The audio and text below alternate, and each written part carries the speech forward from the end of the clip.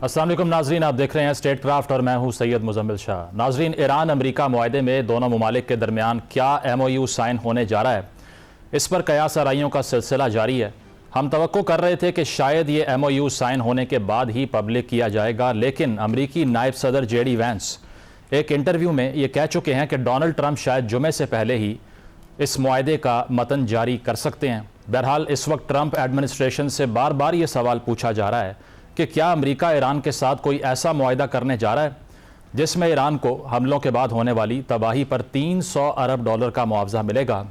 Donald Trump तो इसे fake news करार दे चुके हैं और डेमोक्रेट्स का झूठा प्रोपेगेंडा भी कह चुके हैं, मगर नायब अमरीकी सदर JD वैंस से जब CBS न्यूज़ यही सवाल पूछता है तो उनका ये जवाब था कि वो चीज़ जिसे अब तक रसाई मुमकिन ना हो सकी उसमें इन फंड्स की फरामी शामिल है। फिर उन्होंने मज़ीद कहा कि ईरान अगर अमेरिका की शराइत मान ले तो ईरान को माली फ़वाइद हासिल हो सकते हैं, लेकिन अमेरिकी नायब सदर से जब MOU के हवाले से ये पूछा गया कि क्या इसमें कोई ऐसी शर्त मौजूद है जिसके तहत ईरान को $24 अरब दिए जाएंगे, तो JD वैंस ने इसकी तरदीद कर दी। इसके अलावा अगर हम स्ट्रेट ऑफ हॉर्मस की बात करें तो इस पर दोनों अतराफ से मुख्तलिफ बातें की जा रही हैं। डोनाल्ड ट्रंप इसको कई जगहों पर टोल फ्री कह चुके हैं, जबकि ईरानी वजारत खारजा के तर्जुमान इस्माइल बकाई ने यह दावा किया है कि ईरान नेविगेशन और दीगर सर्विसेज में कुछ फ़ीस चार्ज करेगा। इसी तरह लबनान की बात की जाए तो इजरायली हुकूमत जो रिएक्शन दे रही है वो सदर ट्रंप की अथॉरिटी के लिए चैलेंज साबित हो रहा है। इजरायली हुकूमत ये क्लियर कर चुकी है कि ना तो वो अमेरिका ईरान मुआहदे में फ़रीक है और ना ही इसको ये मुआहदा फॉलो करना है, जिस पर डोनाल्ड ट्रंप जो G7 इजलास के सिलसिले में फ्रांस में मौजूद हैं, जब इनसे पूछा गया कि क्या इसराइल के लबनान पर किसी हमले की सूरत में ईरान के साथ मुआहदा बरकरार रह पाएगा, तो उन्होंने कहा कि बिल्कुल रह सकता है, लेकिन उन्होंने मुआहदे से पहले इसराइल के लबनान पर हमले करने पर भी तनकीद की और कहा कि मुस्तकबिल में भी इसराइल को लबनान में जिम्मेदारी दिखाना होगी। बहरहाल इस वक्त सारी नज़रें जनीवा में साइन होने वाले MOU पर हैं। इन तमाम मौज़ूआत पर अपनी गुफ्तगू का आगाज़ करते हैं। हमारे साथ air marshal retired Saeed Khan sahab मौजूद होंगे। इसके अलावा जावेद मलिक साहब ज्वाइन कर रहे हैं, आप साबिक सफ़ीर हैं। उस्मान शाहिद साहब स्टूडियोज़ में मौजूद हैं, एकेडमिक हैं और IR एक्सपर्ट हैं। आप तीनों का बहुत बहुत शुक्रिया। सईद साहब, आपसे आगाज़ करूँगा। सबसे पहले तो ये क्लैरिफाई करना ही खासा मुश्किल हो गया है कि क्या अब अमन अचीव हो भी चुका है या अब भी इसमें फ्रेजिलिटी है, क्योंकि जो ख़बर हमने देखी है एक्सियोस की तरफ से रिपोर्ट की जा रही है उसमें यह क्लेम किया गया कि CIA डोनाल्ड ट्रंप को ये ब्रीफ कर रही है कि अब भी they are sceptic of the Iranian ambitions, वो अब भी कुछ ना कुछ शक की निगाह से देख रहे हैं ईरान को। तो क्या हम ये तसव्वुर कर लें कि जो ये मुआहदा होने जा रहा है ये सस्टेनेबल भी होगा या फिर भी अब भी ये ग्रे एरिया के अंदर ही है और एक सस्टेनेबल पीस की गारंटी नहीं देख रहे आप? बिस्मिल्लाहिर्रहमानिर्रहीम। पहले तो सबसे पहले मुजम्मिल आपका बहुत शुक्रिया कि आपने प्रोग्राम में दोबारा इनवाइट किया। देखिए, ये आपने जो सवाल पूछा ना, ये $1 मिलियन क्वेश्चन है जो पूरी दुनिया में हर कोई एक दूसरे से पूछ रहा है। इसमें कोई शक नहीं है कि पीस आ चुका है इस इलाके में, जो ईरान थिएटर है उसमें आ चुका है। और ये इस चीज से वाज़ेह है कि जो ओपन हॉस्टिलिटीज थी अमेरिका की ईरान के ऊपर या इसराइल के ईरान के ऊपर या रेसिप्रोसिटी में ईरान जो गल्फ और इसराइल के ऊपर अटैक्स कर रहा था वो रुक गई। सो हम ये तो कह सकते हैं कि डील होने जा रही है, लेकिन क्या ये डील पायदार होगी, ये बहुत बड़ा सवाल है और इसका शायद जवाब देना किसी के बस में नहीं है सिवाय प्रेसिडेंट ट्रंप के।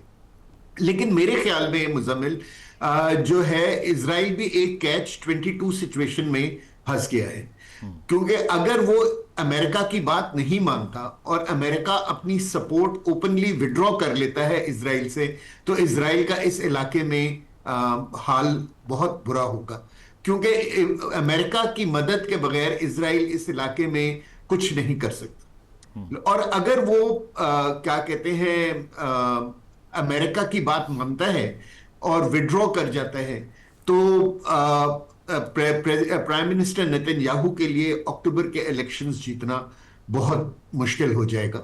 सो उन्होंने खुद अपने आप को इस सिचुएशन में डाला है और उनके लिए एक वाहिद रास्ता सिर्फ यही है कि वो अपनी बैरूत के अंदर अपने एडवांस को जारी रखें और कोशिश करें कि अक्टूबर तक ये जंग चलती रहे। सो इजराइल जो है is the only spoiler in this whole thing, लेकिन मैं बहुत पुरउम्मीद हूं कि जब ये एक मर्तबा एमओयू साइन हो जाएगा फ्राइडे को, तो उसके बाद जो है क्या कहते हैं स्ट्रेट ऑफ हॉर्मुज खुल जाएगी और पूरी दुनिया जो इस वक्त एक रिसेशन में जा चुकी है because of the blockage of oil and gas, वो सारी सिचुएशन ठीक हो जाएगी और ईरान और गल्फ कंट्रीज के ताल्लुकात भी बेहतर हो जाएंगे और ये फिर इलाका जो है वो जंग की स्टेट से निकल जाएगा।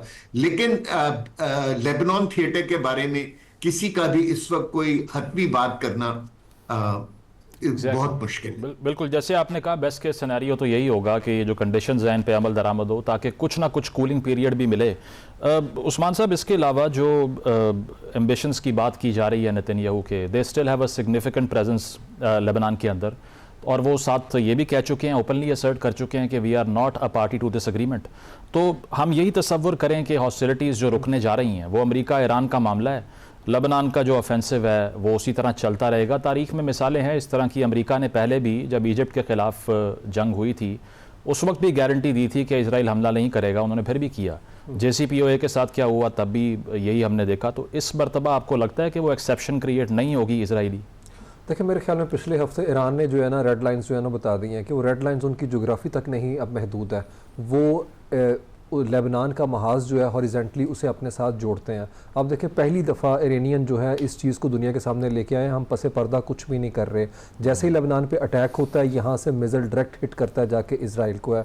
तो मेरे ख्याल में जो नई नस्ल वहाँ के ऊपर है क़यादत की, वो इस चीज़ को अच्छी तरह समझती है, वो रिस्क रेडी स्ट्रेटजी के ऊपर अमल कर रहे हैं। उन्हें लगता है कि वो मिलिट्री मसल को फ्लैक्स कर सकते हैं और जो इलाकाई उनके पास एक बालादस्ती आई है उस चीज़ को वो एग्जर्ट करना चाहते हैं। GCC का उन्होंने हाल देख लिया है, फैसल बिन फरहान जो हैं वो भी फ़ोन पे बात कर रहे हैं। मुझे लगता है इब्राहिम अकार्ड की बजाय अब ईरान अकार्ड होने जा रहा है, नॉन एग्रेशन का ट्रीटी साइड के ऊपर हो जाएगा। तो इसराइल को एक पिकेंट मैसेज जो है वो चला गया हुआ है ईरान की तरफ से कि ये महाज हमारे साथ क्लब है। आप देखें बाकर कालीबाफ बैठे हुए हैं उनके जो इस वक्त लीडर है उनके साथ, और यही बात कर रहे हैं कि हर सूरत के अंदर, आपको याद होगा सैबोटाज करने की आपने बात की, पिछले हफ्ते यही किया था इन्होंने सबाब्स एरिया के अंदर दाहिया में जब हिट किया तो ये खबरें थी कि नईम कासिम को मार दिया गया जो हिजबुल्लाह की लीडरशिप है।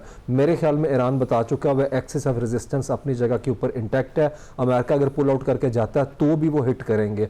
और बाकी जो है अमेरिका के अंदर इस डील को लेकर जैसे आपने बात की कि एम्बिग्विटी क्योस जो है वो तो बाय डिज़ाइन है, लेकिन इस वक्त तो मेगा बेस ये कह रही है अगर ये ग्रेट डील है तो why don't you release that. इसका मतलब है कि अमेरिका में दोनों कैंप, डोनाल्ड ट्रंप के जो मानने वाले हैं मेगा और जो रिपब्लिकन रवायती पार्टी के, वो सारे ग्रुप ये बात कर रहे हैं। It has drawn criticism from people on both side of the political spectrum. वो ये कह रहे हैं कि ये डील कुछ भी नहीं, इसमें तो फ़ायदा ही नहीं मिल सका। देखें, इरानियन को एक ही चीज़ चाहिए, पाबंदियाँ उठ जाएं उनके ऊपर से।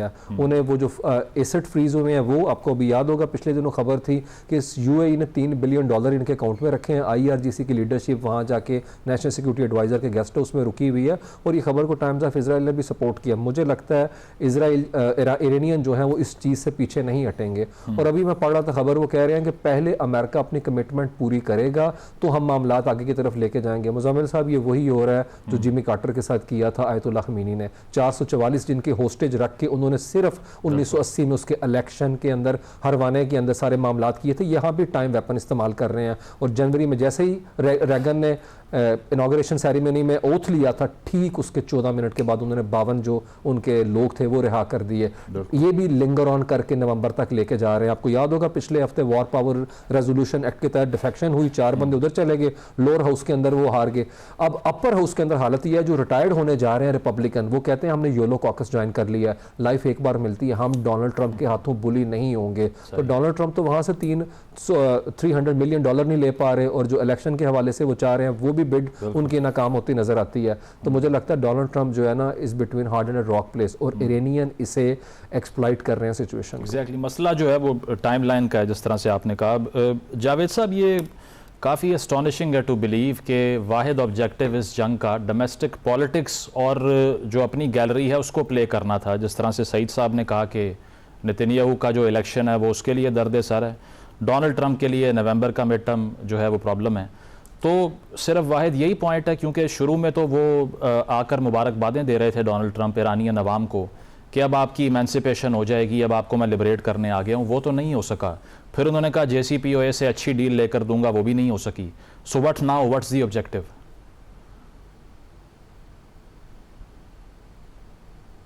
जावेद साहब आपका माइक म्यूट है गालिबन।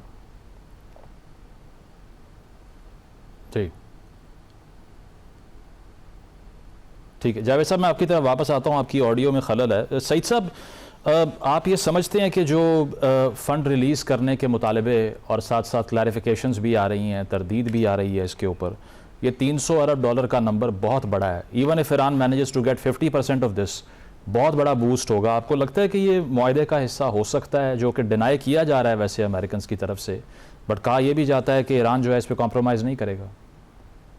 मुजम्मिल साहब, मैं आपसे फुली एग्री करता हूँ। ये $300 बिलियन का फिगर तो बहुत मुश्किल है, लेकिन ईरान को जो है इस डील पे साइन कराने के लिए मेरे ख्याल अमेरिका को कुछ ना कुछ पैसे तो रिलीज करने पड़ेंगे।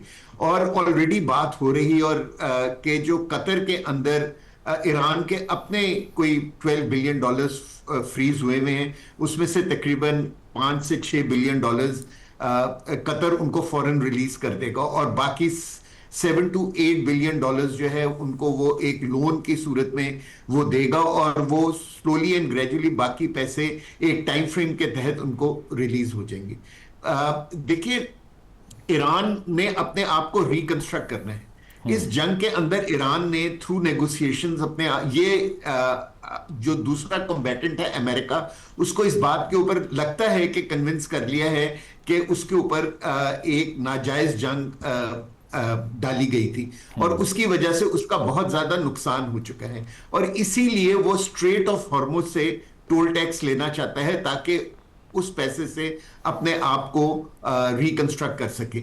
लेकिन अगर आपने स्ट्रेट ऑफ हॉर्मुज को खोलना है और वहां कोई टोल टैक्स भी ईरान को लगाने की इजाजत नहीं देनी है, तो आपको कहीं ना कहीं से तो उसको पैसे प्रोवाइड करने होंगे। सो मैं जो दो जगह सोचता हूं कि जहां से उनको मिलेंगे, वो है क्या कहते हैं, कतर से, जहां उनके एसेट्स फ्रीज हुए हैं, उनमें से थोड़े से पैसे मिल जाएंगे, और गल्फ कंट्रीज जो हैं वो इन्वेस्टमेंट या एड के नाम के ऊपर ईरान को कुछ पैसे दे देंगी। लेकिन अमेरिका डायरेक्टली खुद कोई पैसे ईरान को हरगिज नहीं देगा, क्योंकि ये तो फिर प्रेसिडेंट ट्रंप के लिए एक बहुत ही बड़ी पॉलिटिकल एम्बैरेसमेंट बन जाएगी। सो मैं समझता हूं कि ईरान को MOU साइन करने के बाद कुछ ना कुछ पैसे मिलेंगे, और सबसे बड़ी चीज जो उनको फायदा होगा वो होगा जो ट्रेड और फाइनेंशियल सैंक्शंस उनके ऊपर लागू हुई हुई हैं, वो खत्म हो जाएंगी। अगर वही हो जाती हैं तो ईरान इतने पैसे कमा लेगा अपने ऑयल और गैस और बाकी ट्रेड से कि वो अपने आप को रिकंस्ट्रक्ट नहीं। बट जो सईद साहब आप जो सिनेरियो बता रहे हैं, उसमें लूजर तो फिर गल्फ ही हुआ ना। पैसे भी उन्होंने देने हैं, जंग अमेरिका ने की थी, तेल भी ईरान सप्लाई करेगा इंटरनेशनल मार्केट्स में, जिससे उनकी ट्रेड भी अफेक्ट होगी। तो गल्फ के लिए तो फिर कहानी खत्म हो गई, यही समझे हम। बिल्कुल आप सही फरमा रहे हैं। ये वो वाली सिचुएशन है कि वो खाया पिया कुछ नहीं, ग्लास थोड़ा बाहर आने, ये वो वाला चक्कर है कि उन्होंने क्या कहते हैं, इस उम्मीद के ऊपर अमेरिका का साथ दिया था कि क्या कहते हैं कि अमेरिका ये जंग ईरान के खिलाफ जीत जाएगा, और पिछले 35 से 40 साल में इस पूरे इलाके में ईरान को as an enemy of the Gulf बना के पेश किया गया था। ठीक। लेकिन 3 महीने की जंग ने ये बिल्कुल पूरा पासा पलट दिया है, और अब मेरे ख्याल गल्फ कंट्रीज के पास कोई ऑप्शन नहीं है सवाए इसके कि वो ईरान के साथ अच्छे ताल्लुकात रखें। ठीक है, बिल्कुल। ये गल्फ के लिए सबसे ज़्यादा एक हैवी कॉस्ट रही है इस वॉर की। यहाँ पर एक ब्रेक शामिल करते हैं। ब्रेक से जब वापस आएंगे तो जावेद साहब से पूछेंगे कि ये जो एक्सेस ऑफ रेजिस्टेंस है, इसको ईरान रिटेन करना चाहेगा या अमेरिका अपनी शराइत मनवा लेगा इस पर, after the break. Welcome back नाजरीन। ब्रेक से पहले हम एक्सेस ऑफ रेजिस्टेंस के हवाले से बात कर रहे थे, जिस पर डिफरेंसेस भी हैं, और इस डिफरेंस का जो एतराफ़ है वो नेतन्याहू ने भी कर लिया। उन्होंने कहा कि अक्सर मरतबा इख्तलाफ भी हो जाता है, लेकिन मैं और डोनाल्ड ट्रंप पार्टनर्स हैं। जावेद साहब, ये कितना सीरियस है कि पब्लिक में आके जो ट्रंप क्रिटिसिज्म करते हैं नेतन्याहू का, उन्होंने अब भी कहा कि लेबनान में रिस्पॉन्सिबिलिटी दिखानी होगी इसराइल को, आप एक बंदा ढूंढने के लिए पूरी इमारत को नहीं गिरा सकते। फिर हम ये खबरें भी सुन चुके हैं कि टेलीफोन कॉल पर बड़ी हीटेड कन्वर्सेशंस हो चुकी हैं। इज़ दिस सीरियस या फ्रेंडली फायर है सिर्फ मीडिया की कंजम्पशन के लिए? मुज़म्मिल साहब, मेरी नज़र में तो देखिए मेरी थोड़ी सी डिफरेंट रीडिंग है मेरे दोनों मुअज़्ज़ज़ साथियों से। जहाँ तक सवाल है इस पर्टिकुलर MOU का, मेरी नज़र में तो दोनों अतराफ की तरफ से जो भी पोजीशंस ली गई हैं उसमें दो मुनफरिद चीज़ें हैं। एक तो ये है कि पब्लिक पोजीशन जो ले रहे हैं वो, और ये नॉर्मल है, डिप्लोमेसी में अक्सर होता है कि आप पब्लिकली कुछ और कह रहे होते हैं लेकिन अक्रॉस द टेबल जब आप बैठते हैं तो आप दूसरी बात करते हैं, बिकॉज ऑफ कोर्स आप डोमेस्टिक ऑडियंस के लिए कुछ कह रहे होते हैं। अनफॉर्चुनेटली हमारे पास एक्सेस सिर्फ इंफॉर्मेशन वही होती है हमारे पास जो कि पब्लिक में दी जा रही होती है, एंड दिस समटाइम्स कॉन्फ्लिक्ट्स, लेकिन रियलिटी इज ऑलवेज डिफरेंट। मेरी नजर में जो लोग इस प्रोसेस के बहुत करीब हैं, मेरी उनसे बात हुई है और वो ये समझते हैं कि दोनों अतराफ को इस चीज का इदराक है। ये कहना कि ईरान जो है वो बहुत ज्यादा स्ट्रॉन्ग पोजीशन पे आ गया है और अमेरिका खुदा किसी तरह से वीक पे हो गया है, with all due respect I disagree with that. Yes of course there has been challenges, जिस तरह से डोनाल्ड ट्रंप देख रहे थे इस सिचुएशन को वैसा नहीं हुआ, लेकिन आपको याद होगा कि इससे MOU से तकरीबन 3-4 दिन पहले 2 स्ट्रॉन्ग अटैक्स लॉन्च किए गए थे ईरान के ऊपर। मेरी नजर में उसके बाद ईरान गॉट द मैसेज कि now the things are serious, हम जो डिली डैली कर रहे हैं, डिले कर रहे हैं मसले को, वो मसले का हल नहीं है, we have to come to the table. और उसके बाद जो कतरी डेलीगेशन वहां पे गया, that was a very meaningful visit by the Qatari delegation and I think very strong messages were conveyed, और उसके बाद मामला को जो है वो सेटल किया गया। और मेरी अंडरस्टैंडिंग के मुताबिक ये जो एग्रीमेंट है ऑलरेडी साइन हो चुका है, आई थिंक येस्टरडे और इवन डे बिफोर, एक्चुअली 3-4 दिन पहले everything was agreed, but unfortunate जो नेतन्याहू ने वहां पे हमला कर दिया उसके बाद सिचुएशन को डिले किया गया। इसमें कोई जो है वो दो राय नहीं है कि Israel would not be happy with this agreement, लेकिन ये कहना कि अब डोनाल्ड ट्रंप कंप्लीटली इजराइल की डिक्टेशन ले रहे हैं, with all due respect I will disagree with it. I think one of the silver linings of this whole incident has been कि इजराइल एक्सपोज हुआ है। I think now American public also understands that they can not really be led by Israeli policies, क्योंकि वहां पे of course एक बहुत strong policy making जो groups हैं अमेरिका में, वॉशिंगटन में खुद बिलखुसूस, वहां पे एक बहुत स्ट्रॉन्ग लॉबी एग्जिस्ट करती है। और ये जरूरी नहीं है कि यहाँ पे नेतन्याहू ना हो, और अगर वो इलेक्शन हार जाता है तो दूसरा प्राइम मिनिस्टर आएगा वो कुछ डिफरेंट होगा। आपको पता है कि इसका जो ऑपोजिशन लीडर है कुछ मामलात में वो इनसे भी ज्यादा हार्ड लाइनर है। तो इजराइल की जो एक लॉबी है, जो उनका इन्फ्लुएंस है वॉशिंगटन में या वेस्टर्न कैपिटल्स में, वो तो रहेगा, लेकिन वो इन्फ्लुएंस होना कोई बुरी बात नहीं है, सपोजिंग प्रोवाइडेड दैट वो ट्रांसग्रेस ना करें उन नॉर्म्स को जो कि वहां पे एक्सेप्ट किए गए हैं। तो मैं समझता हूं कि दोनों अतराफ की तरफ अंडरस्टैंडिंग है कि ये जंग जो है इस मसले का हल नहीं थी। अनफॉर्चुनेटली ये हुआ जो भी हुआ, अब हो गया 3-4 महीने इसको डिले करने के बाद, finally now we are looking at an MOU. MOU is the first step. अभी कुछ और मामलात हैं जो तय होने हैं। आपने एक्सेस ऑफ रेजिस्टेंस की बात की, देखिए मैं तो इस स्कूल ऑफ थॉट से बिलीव करता हूं कि डिप्लोमेटिक नेगोशिएशंस जब भी होती हैं तो दोनों अतराफ को ट्रांसपेरेंट रहना चाहिए। ये कहना कि वहां पे वो एक्सेस ऑफ रेजिस्टेंस को बरकरार रखेंगे और मिलिट्री थ्रेट को बरकरार रखेंगे और उसके बाद वो चाहेंगे कि अमन खत्ते में अमन हो जाए, मेरी नजर में तो ये मुमकिन नहीं है। देखिए अगर आप इस खित्ते में अमन और स्टेबिलिटी चाहते हैं तो उन तमाम, अभी लेबनान के अंदर जो हो रहा है, लेबनान एक कंट्री है, उस कंट्री के अंदर एक आर्म मिलिशिया को कैसे आप जस्टिफाई कर सकते हैं under international law? Yes, Israel is transgressing and Israel must stop that, but आप ये नहीं कह सकते कि 2 wrongs मेक अ राइट, कि अगर वो गलत कर रहा है तो यहाँ पे ये भी गलत करें।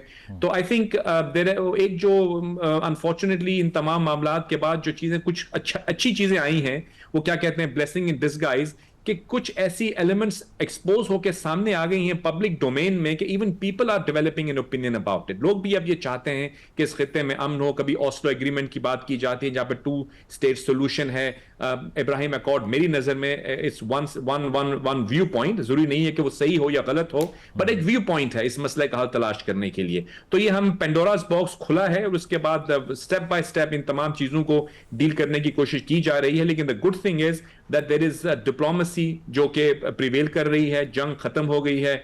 अगर हम देखते हैं, कभी कभी ये भी कहा जाता है कि अब एग्रीमेंट के अफादियत क्या होगी, तो कभी ये भी सोच सकते हैं हम कि अगर ये ना होता तो क्या होता, यानी आज हम दोबारा जंग की तरफ खुदा ना खास्ता जा रहे होते, यहाँ पे जो ग्लोबल मार्केट्स हैं वो मुतज़लज़ल होती। तो we have saved all that, अल्हम्दुलिल्लाह, there has been a positive development. और मैं जो इकोनॉमिक नॉर्मलाइजेशन की बात की जाती है, वो आपको लगता है कि हो सकती है, या जिस तरह ट्रंप का बड़ा क्लियर स्टांस है उस पर कि मैं ओबामा वाली गलती नहीं करूंगा, मैंने जहाज़ भर के कैश नहीं भेजना वहाँ पे, this is not negotiable?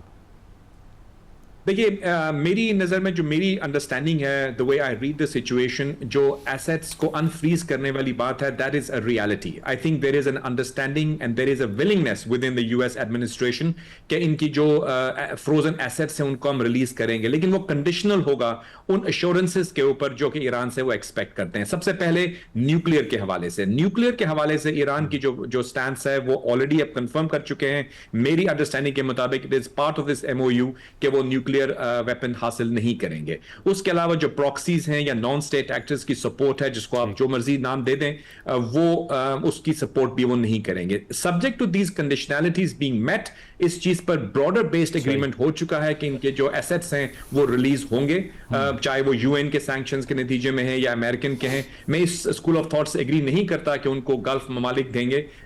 With all due respect, ऐसा कुछ नहीं है. जो रिपोर्ट्स आई हैं दे आर ऑल फैब्रिकेटेड और उनको डिनाई किया गया है. ठीक है उस्मान साहब, आपका क्या व्यू है? ये सिंपलिस्टिक एनालिसिस है कि हम एक चीयर लीड करें कि ईरान ने डोमिनेट कर दिया इसीलिए ये सब कुछ हो रहा है, या फिर एक ये बात भी की जाती है कि यूक्रेन में, ताइवान में और चाइना को कर्टेल करने के लिए अमेरिका की बहुत सी एनर्जी जो है वो कंजर्व रहनी चाहिए, that's why they are in a rush के बस इसको ख़त्म करें?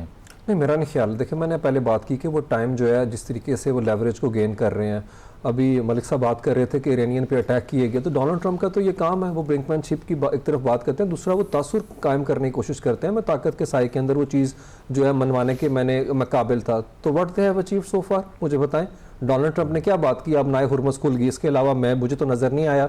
मैं जो नेविगेट कर रहा हूँ, इरानियंस ने शो किया है they have got the means, उनके पास वसाइल हैं, उनके पास विलिंगनेस है और उनके पास कैपेबिलिटी है हिट करने की. क्या मुझे बताएं, ये वो प्रोपोर्शनेट रिस्पॉन्स था, ये कैलकुलेटेड था कि आप जो है हिट कर दें जॉर्डन को, आप 5th फ्लीट को दोबारा से हिट करें वहाँ पे बहरीन में, और आप कुवैत के सिटी एयरपोर्ट को अटैक कर दें?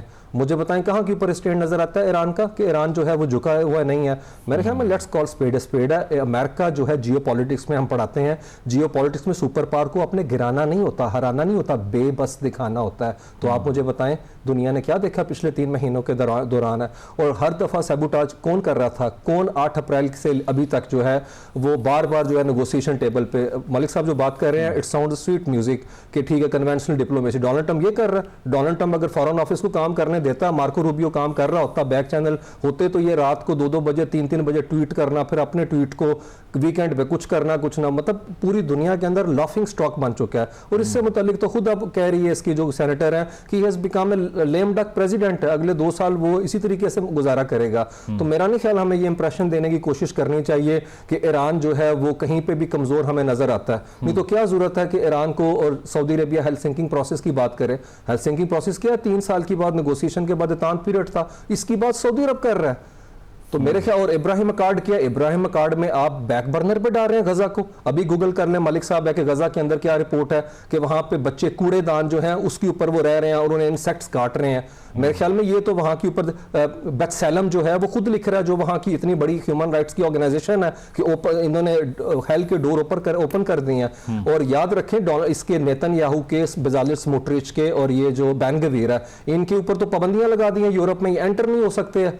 आईसीसी की एक साइड के ऊपर पाबंदी, और जिस तरीके से इसने जेनोसाइडल रेटरिक किया और जो उसने फ्लोटेला के लोगों के साथ किया, वो तो ऑन कैमरा 10-10 साल के बच्चे को स्टोन पैलेटर को फांसी लगाने की बात कर रहे हैं. लेकिन उस्मान साहब, और अभी एक और पॉइंट मैं इसको मेक पॉइंट कि वो सर कह रहे थे कि अभी मलेशिया जो है वहां के ऊपर ये क्या कर रहे हैं, वेस्ट बैंक के अंदर है, वहां के ऊपर जो है ये जो नेशनल सिक्योरिटी का इनका मिनिस्टर है वो वहां के ऊपर वेपन लोगों को दे रहा है, वेपन दे रहा है, पूरी मलेशिया के अंदर उसको तब्दील कर गया. मेरे ख्याल में फेयर रिपोर्टिंग होनी चाहिए इस चीज को लेके, और हमें ये बताना चाहिए कि वो वहां के ऊपर करके आ रहे हैं, गजा के अंदर है. और इब्राहिम अकॉर्ड क्या है, इसके अगेंस्ट 1960 में लेके आए थे ये पैराफरी डॉक्ट्राइन, जिसके अंदर टर्की ईरान के साथ ताल्लुकात बेहतर रख के जाना था इन्होंने अगेंस्ट अरब्स, और अब जो है वो रिवर्स पॉलिसी कर दी है. तो इट्स डन एंड डस्टेड है.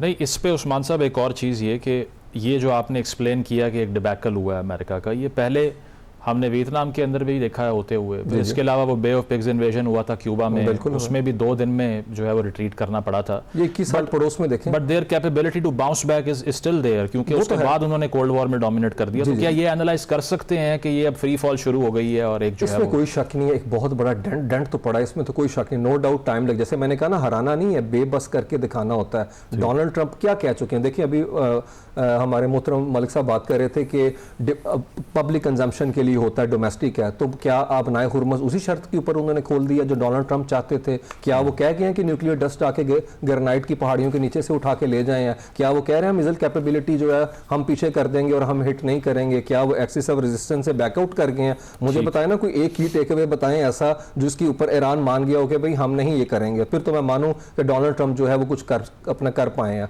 चीज़ें तो वहाँ उसी जगह के ऊपर पड़ी हुई हैं। आज यूरोप जो है ईरान के करीब होना चाहता है, स्पेन अपनी एम्बेसी खोलना चाहता है, और अमेरिका को लेके अब तो वो भी सोच रहे हैं वेस्टर्न भी कि भाई नेटो जो है हमें सेल्फ अपना रिलायंस की तरफ जाना चाहिए। और फिर जापान, कोरिया जो है वो तो रो रहे हैं कि हमारे थाड उठा के यहाँ से ले गया ट्रंप है। तो डेंट तो पड़ा बहुत बड़ा, इसमें तो कोई शक वाली बात नहीं है कि जो मिडिल पावर्स हैं वो जियोपॉलिटिक्स को शेप कर रही है पूरी दुनिया के अंदर। बिल्कुल बिल्कुल। इससे जो एसिमेट्रिक वॉरफेयर है उसकी जो रियलिटी दुनिया ने रियलाइज़ की है वो ये है कि no matter how big your military muscle is, कुछ ना कुछ डेटरेंस आ सकती है। एक ब्रेक यहाँ पर शामिल करनी है। ब्रेक के बाद सईद साहब से हम पूछेंगे कि ये जो क्वेश्चन है न्यूक्लियर मटेरियल का, ये किस तरफ जा सकता है? क्या ईरान इसको गिव अप कर देगा या फिर ये नॉन नेगोशिएबल भी हो सकता है? After the break.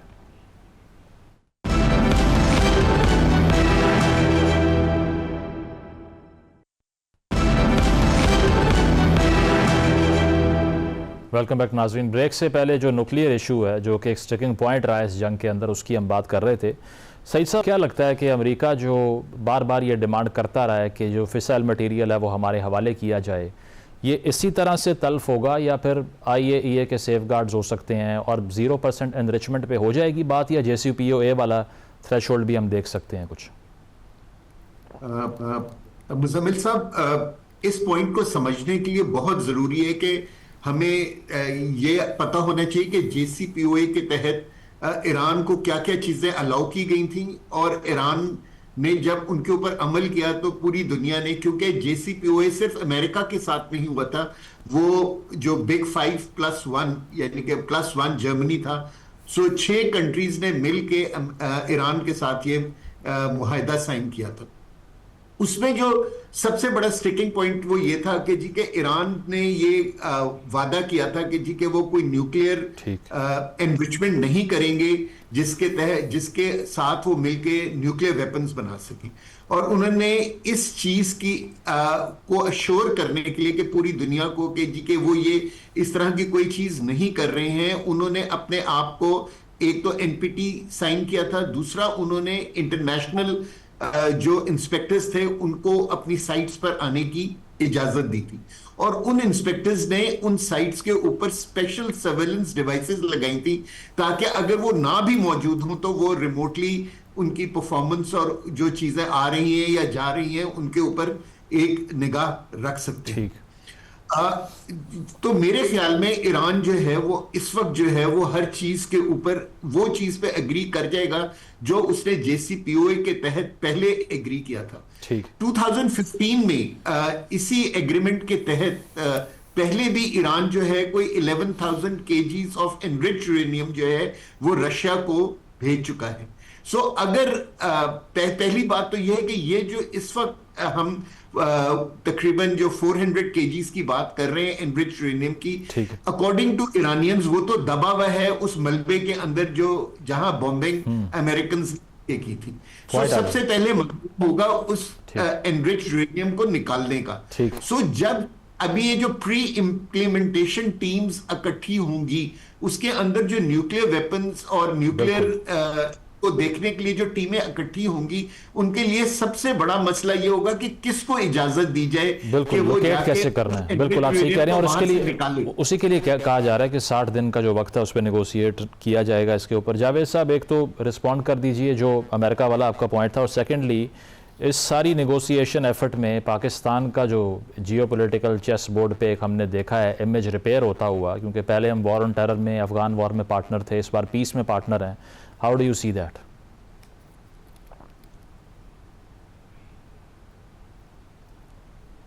जावेद साहब, आपकी आवाज़ नहीं आ रही, गालिबन आपने माइक म्यूट किया हुआ है।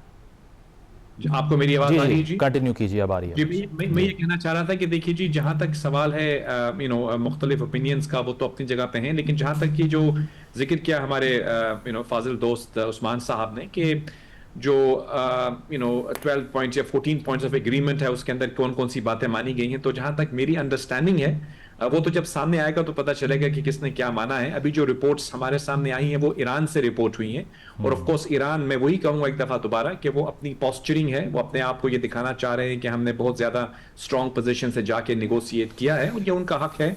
प्रेसिडेंट ट्रंप भी ऐसे ही कर रहे हैं, और ये this part of diplomacy. Let's see, जो अभी एग्रीमेंट तो साइन हो चुका है इलेक्ट्रॉनिकली, अभी कल 1-2 दिन रह गए हैं जब उनका वो टेक्स्ट हमारे सामने आएगा, फिर हम देखेंगे किसने क्या माना। मेरी अंडरस्टैंडिंग के मुताबिक न्यूक्लियर के हवाले से भी ईरान ने तस्लीम कर ली है बात जो कि उनको कहा जा रहा था। और जो ये JCPOA का जिक्र हुआ, देखिए JCPOA में बाकी तमाम चीजें थी, लेकिन जो मिसाइल प्रोग्राम था वो मेंशन नहीं था।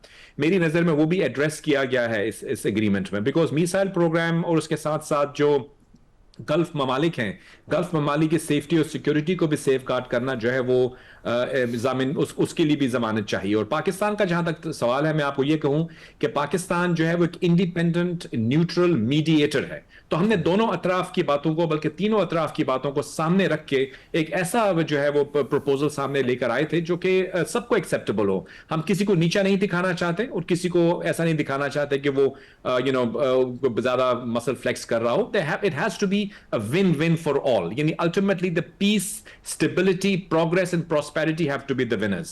पाकिस्तान की जो डिप्लोमेटिक सतह पर जो पाकिस्तान है, जिस तरह से मैं समझता हूं कि सिंसियर एफर्ट्स किए हैं, उनको दुनिया भर में अप्रिशिएट किया जा रहा है। और मैं आपको ये बता सकता हूं कि इसके अंदर हम कहते हैं ऑफ कोर्स प्राइम मिनिस्टर और फॉरेन मिनिस्टर और तमाम दोस्तों का बहुत ज्यादा इसमें कॉन्ट्रीब्यूशन है, लेकिन एक शख्सियत ऐसी है जो field marshal general Asim Munir साहब हैं। आई एम पर्सनली अवेयर कि वो और उनकी टीम जो है वो खुद आई थिंक सिंगल हैंडेडली इस चीज को नेविगेट करते रहे हैं। बहुत सारी मुश्किल, it's like a cobweb of quagmire कह लें इसको। It was a very complicated matter. उसको किस तरह से इन्होंने नेविगेट किया, किस तरह से दो बिल्कुल ओपोजिंग साइड्स को एक टेबल पर लेकर आए। एक सुपर पावर है, एक एडवर्सरी है, गल्फ ममालिक को भी आपने साथ लेकर चलना है। चाइना हमारा देरीना साथी है, और हमने अमेरिका के साथ भी अपनी रिलेशनशिप को खराब नहीं किया, उसको इंप्रूव किया है। तो मैं समझता हूं from a diplomatic point of view Pakistan is standing at the centre stage of diplomacy, and I think every Pakistani should be and is proud of that. बिल्कुल टाइट रोप थी पाकिस्तान के लिए, बड़ा प्रैग्मेटिकली पाकिस्तान ने नेविगेट किया। उस्मान साहब से माजरत के साथ वक्त ख़त्म हो चुका है। बहुत शुक्रिया। सईद खान साहब, जावेद मलिक साहब और उस्मान शाहिद साहब मौजूद थे। ब्रेक लेते हैं, ब्रेक के बाद वापस आएंगे। Stay with us. नाज़रीन, प्रोग्राम आपने मुलाहिज़ा किया, फीडबैक ज़रूर दीजिएगा। इजाज़त दीजिए, अल्लाह हाफ़िज़।